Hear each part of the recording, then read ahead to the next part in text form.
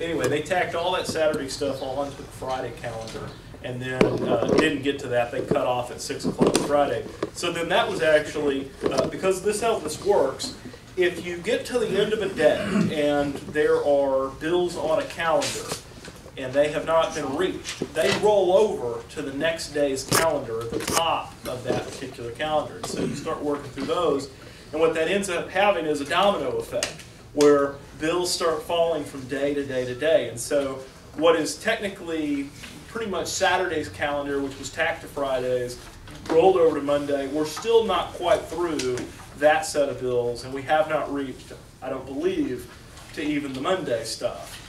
All of that now has rolled over to Tuesday, and so I think there's 100 and something bills they have to get through before they will reach the Tuesday calendar. So if you look at these calendars, it's my guess you're going to see them get partway through the Tuesday calendar by midnight Thursday night. I don't think they're going to reach the general state calendar for Wednesday at all. There was a joke last night about them calling it a memorial calendar. They do a memorial calendar for all the resolutions for people who passed away and stuff like that. And this was Wednesday's general state calendar, is arguably a memorial calendar for all these bills that have passed away. Now, why did you try to get general states? Because I noticed there's a lot of them that are being passed over to that amount. Right. So the general state calendar, that's a good question. I want to explain. This is where some of the confusion sets in, and people know this whole thing of, okay, we roll over from day to day, and we don't we don't start on the Tuesday calendar on Tuesday. We're still working on Friday's calendar on Tuesday. But there's different calendars. So if you look in Rule 6 in the rule book, in Rule 6, it's called a system of calendars. And so the first thing that they'll actually deal with is unfinished business. So let's say they brought a bill up, they put a couple of amendments on it, and then they adjourn before they ever even take a vote on that bill. So that would be the first thing up. That doesn't usually happen. Happens from time to time when they're working on something that's just really big. I've talked to Joe Nixon about when they did tort reform. That bill lasted 2 weeks. I mean, they spent 2 weeks working on one bill. So that was just unfinished business from day to day to day to day.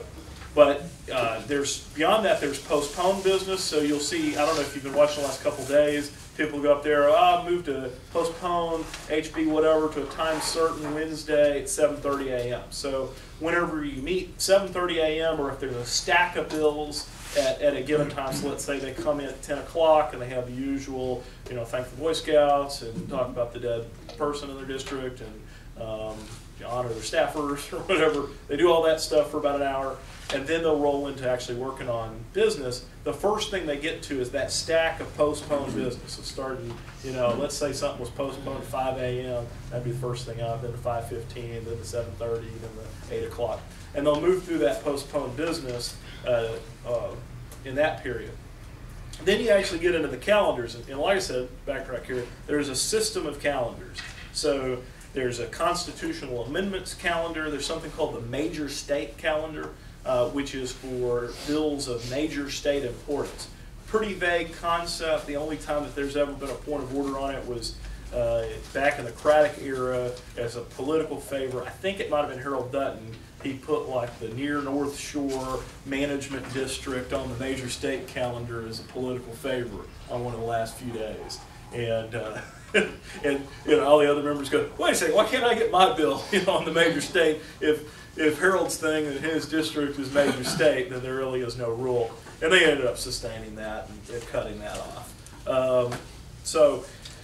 Basically, there's a major state calendar. Then you get down to that general state calendar. And then, in fact, there's actually a system of Senate calendars. So if there's Senate bills that are on the floor, those are actually considered on a separate calendar. A Senate bill days, a Senate bill calendar is basically there'd be a Senate constitutional amendments calendar, a Senate major state calendar, a Senate general state calendar. And all of those things generally come second, except on Wednesdays and Thursdays when it's flipped over and the Senate stuff comes first. Which is that's how the rule works in practice. It probably was intended to actually move Senate bills a little quicker than they get moved. Anyway, point is, what we've seen, and it's interesting here, is on Wednesday they have set a major state calendar that has the sunset bill for Department of Family Protective Services. I know Homeschool Coalition's very interested in that. Has to do, there are a lot of implications for parental rights whenever you're talking about DFPS. That's on the major state calendar. There's one, and I don't even know that much about this bill, but it has to do with local control school districts, but then it's supported by a bunch of educrats, so I imagine that means lack of state control, which may or may not be a good thing, but I don't know that it's the kind of local control that all of us would support. Maybe a good bill, I really don't know. That's on the major state calendar. And then you have a pro-life bill that was put on there very, very late that has to do with judicial bypass. That was put on the major state calendar for Wednesday. And so what that means, and this is why I kind of bring this up in terms of confusion, like I said, I don't think they're really going to get to a big portion of the Tuesday calendar until Thursday. You know, that may very easily not, they may not reach that until Thursday, but they are going to reach that major state calendar on Wednesday. Those three bills, those will be not the first things up, but it'll be up before all of those delayed bills on the general state calendar. Because remember, you do major state, then general state. So if everything rolls over, your general state bills still fall behind the major state stuff for these other days. Same thing with, on Thursday, there's a constitutional amendment to do, or actually maybe a resolution. Is it constitutional amendment? Anyway, what? Which one? Yeah, no, it's a constitutional amendment. It's the Article 5 Convention constitutional amendment on Thursday, which is set. And so that will be, again, there will be postponed business and other things that will come first, but it will be one of the first items reached on Thursday. So you can expect that those 4 items actually will be reached on Wednesday and on Thursday, and then you're going to have all of this delayed business. But that stuff that's on the general state calendar, there's a bill, I think the last bill on the Wednesday calendar is the creation of the 15th Court of Appeals down in the Valley. That bill is deader than toast. I mean, it is not going to happen. So anyways, that's what we're looking at here. Again, it is at this point impossible, purely impossible to pass a House bill that is not on one of these calendars if you don't do it as an amendment. So it is going to have to be either an amendment or there's going to have to be a Senate bill. And there's opportunities. So we're going to have another 2 or 3 weeks with Senate bills that come over. If you have good stuff there, that's where I would direct my focus, is on talking to the House members and saying, hey, the Senate already voted this thing out, and you guys don't want to be held liable for killing something that the grassroots care a lot about. So that's really where the focus is. And I think there's a very good chance to do one of 2 things. Either get them passed, or 2, raise the profile of them to the degree that there is a political price to pay for killing it. What you don't want is so often in the past, before people were engaged or more engaged, as you know, at least folks like you were engaged, before that time, so much of this stuff just died in the dark. And they go back and they blame it, you know, they point fingers, well, we passed a House bill. No, and then well, the Senate, well, we passed a bill, and it's all designed to appear like something, you know, was supported, when in fact all the opportunities were there to pass it, and they didn't take those opportunities. So just the general vigilance and the involvement, that's what we're getting now, is foreclosing all of those, some of those opportunities to basically double deal, where you're saying I'm for something and then you're really against it. I've got another comment I'm going to make in a minute, but do you have any questions, particularly about rules process, where we're at in the session, what's going on? Why don't you explain to them on Thursday what the Democrats are likely to do in order to slow the consideration of many of the bills? Well, that's a good question. So if anybody was around in 2009, they'll remember the infamous chub that occurred on the local calendar. There was a local calendar. For 3 days, they spent 10 minutes apiece popping bills, you know, debating bills on the local calendar and then letting them go. And so if y'all have seen this, Jonathan Stickland's been very good about going and knocking bad bills that really shouldn't be on the local calendar off of there. You have to talk for 10 minutes. If an individual member is going to knock a bill off there, you have to talk for a full 10 minutes. If they do 9 minutes and 45 seconds, well, then they can withdraw right at the end. The bill will still pass. Well, if you take hundreds of bills and add, 10 minutes upon 10 minutes upon 10 minutes upon 10 minutes, it went for several days of delay. And that actual tactic has been taken away because they did a rule change where a local calendar can only go until midnight of any given day. So you can still do it, but it only gets you until the clock strikes midnight. Then they'll move on to the next stuff. But anyway, there's still that tactic, the general tactic of the chubbing. And chubbing just means taking up as much time as possible talking about stuff in kind of an inane way to slow down business and prevent bills that are further down the calendar. So, like I said, we're still on the Saturday calendar, more or less, that had been posted and rolled into the Friday calendar. There's this business on Monday. If any party really chose, they could go out there, and it may happen because you're seeing a couple of pro-marriage bills that are on that that are on the Tuesday calendar that I think they're going to reach Thursday. This may happen, it may not happen. That they very easily could start getting out there and debating these bills and just taking up 10 to 20 minutes at a time on every bill, offering amendments, doing this and that. Could pretty much grind the place to a halt. And what that will mean is those bills will die because they will hit the midnight Thursday deadline. Very, very possible. It's really just a choice of whether Democrats do it. There are some parliamentary mechanisms to cut that off, but even those still, that can get you down from 30 to 40 minutes down to 10 or 20 minutes because you can. It's just you'd have to do some pretty hardball stuff to cut it off. So we'll see what happens with that. I'm a little cynical about that myself. You look at the calendar; there are a lot of liberal Democrat bills on the calendar.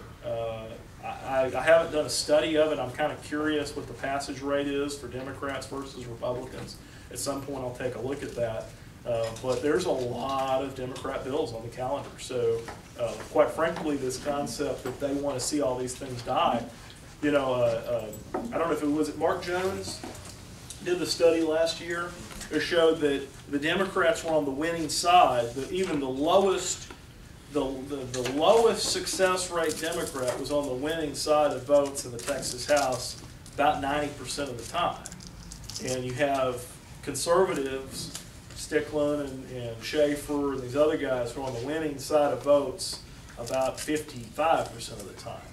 And what that means about, there are about half the bills, nobody, pretty neutral, nobody really cares, just something small. But it does mean, it does tell you a lot about what is getting passed and what is getting approved of. So that may happen. So just to clarify, this morning is the last morning that the House Calendars Committee is meeting and voting bills out of calendars. So you're basically saying the bills that they are voting out of House calendars this morning aren't going to go anywhere, even these bills this morning? Unless they put them on a major state calendar, constitutional amendments calendar, or something that will override. That general state calendar is jam-packed. So when you add general state from today and general state from tomorrow, they're not going to reach. First of all, there's a rule. Let me backtrack a bit. They can't put a bill like further up in the order on a calendar. They have to tack it on to the end of the calendar. So if there's 100 bills on here, they could add one. They might. Oh, they couldn't even add to the Tuesday calendar at this point because of the layout. So they would have to add it either to the Wednesday or put it on a Thursday calendar. They're just not going to reach those. So to the extent they put every bill you love and adore on a Thursday calendar, they're mocking you. I mean, that may happen. I don't know, I'd love it if they do it because it's so transparent as to what it is. Do they play with the clock at midnight on Thursday? So an interesting thing on that, there is a proud or unproud, I don't know, tradition in the House of they have a funny clock, and David Simpson would literally have a clock that it would tick, tick, tick, tick, tick, tick, tick, and it would hit midnight, and then they'd hit stop, and then it would just rest at 11:59:59. And they actually use this more often functionally for as members would show up in the morning, they'd want to gavel in on time, and you really never have everybody there at 10 o'clock, speakers, still milling around in the back or whatever. And so now you'll see them come out and it'll say they gaveled in at 10:04 or 10:05 or 10:10 or whatever.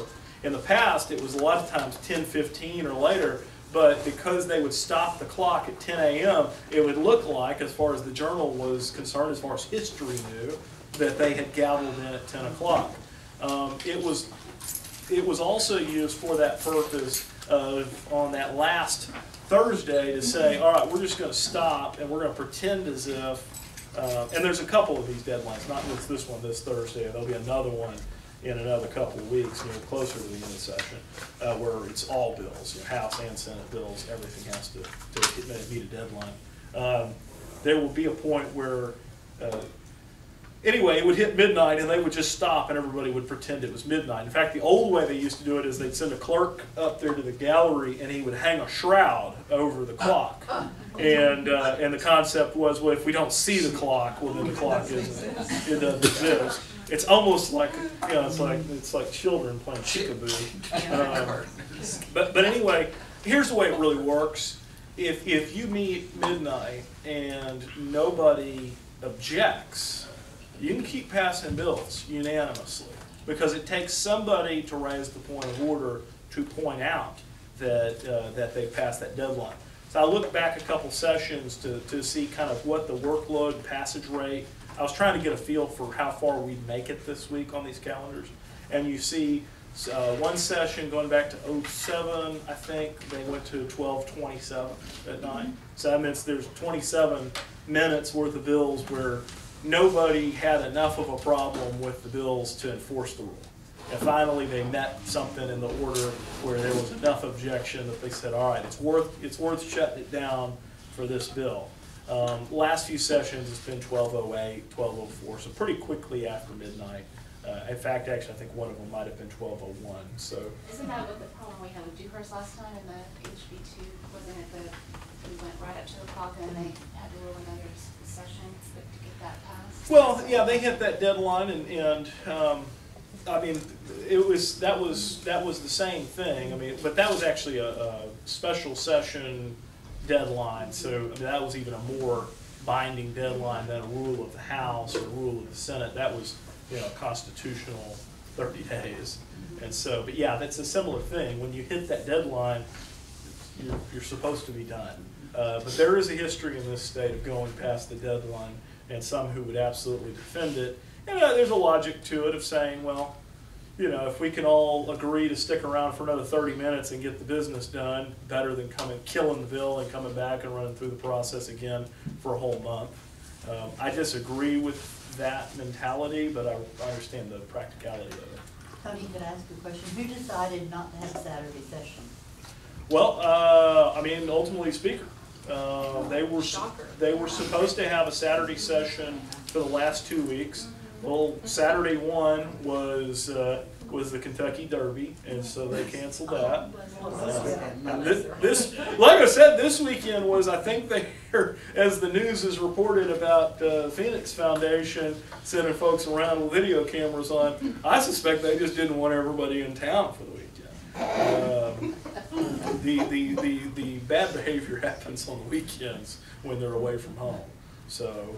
Do some of these bills have to go through the general state before they get to the major state, or is that just a matter of selection? No, it's a matter of selection. It's a major state calendar. It's just a separate calendar that takes priority.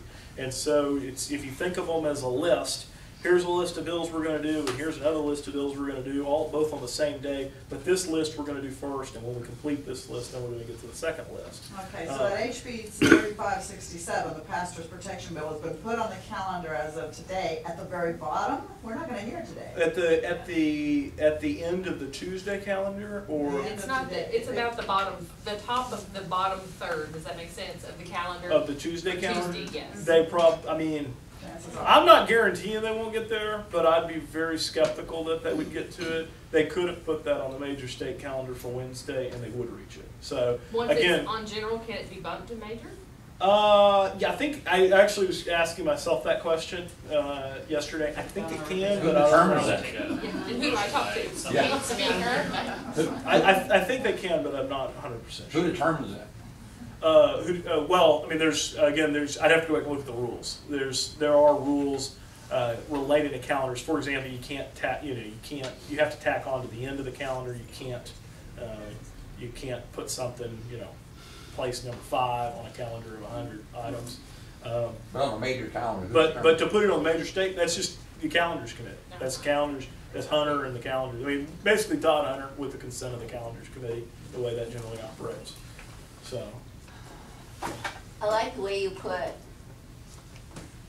they're mocking us when they add bills. That adds something to something I witnessed years ago. Paul Sadler, who, if anyone remembers, was here way back before Brian Hughes, was a liberal Democrat. He's now a lobbyist, but anyhow, liberal Democrat, chair of the House Education Committee. The last day bills had to come out of House committees. He put 177 bills on the Education Committee agenda. And it was like an auction in there as he would pull up a bill. It was really ridiculous. And I sat there. Don't blame me. I passed them out of my committee. Absolutely amazing. I don't know if it's archived, but it would be worth looking at. Because it was ours, but I mean, it was truly a mockery. So, first of all, personal note, I did all the opposition research on Paul Sadler for the Ted Cruz campaign in the 2012 election. It's after I did the bar exam, and so I was looking for something to do, so I knew some people. And I did the oppo. I know more about Paul Sadler than Paul Sadler does. No joke. Seriously, Ted hit him. He had at a 1991 went into some teachers conference and said, "I'm the guy for the income tax." And in this debate, Ted, whatever this file that I'd given to John Drogan and then he gave to Ted, he looked at this and he said, "Well, you were the guy going around describing yourself as I'm the guy for the income tax." And he goes, "That's a lie, Ted. You're a liar. You don't know what you're talking about. That's a lie. It's a dirty lie." And I'm sitting there going, "All right." we got to the next day and they had to kind of walk it back and go, "Well, we didn't know. I didn't know that I said that. I don't agree with that anymore." But the mockery thing. Look, and I think mockery is the way to put it. I'll tell a story. I don't know if Jonathan likes the fact that I tell the story, but I'll tell it anyway. From last session, Jonathan, I was Jonathan Stickland's chief of staff last session before I left and came over to Empire, Texas.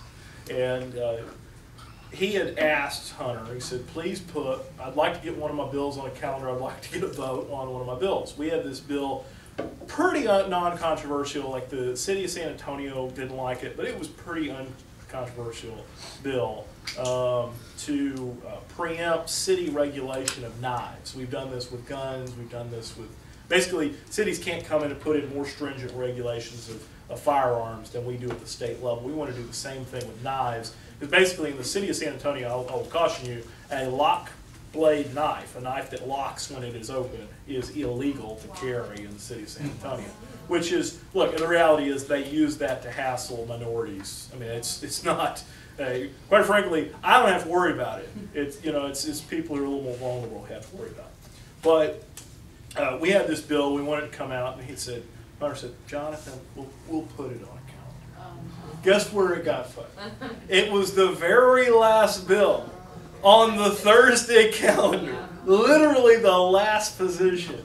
And he came back, he was so mad. But I think it was very eye-opening because it showed what that promise, that promise meant. He was truthful. He promised him, "I'll put it on a calendar." It was put the very last bill on the very last calendar. I put it on the calendar. Impossible to reach that. I mean, I have my guesses about where we'll make it in this on these calendars, but it was impossible for them to get to that bill. So we'll have to do it. I think it'll take, I don't want to go out and say right now, such and such bill is dead. I don't think that's useful, but there'll be a little post-mortem to do come Friday, and you'll be able to see very clearly where did they make it, what happened, what was done, and I think it'll be very obvious and apparent.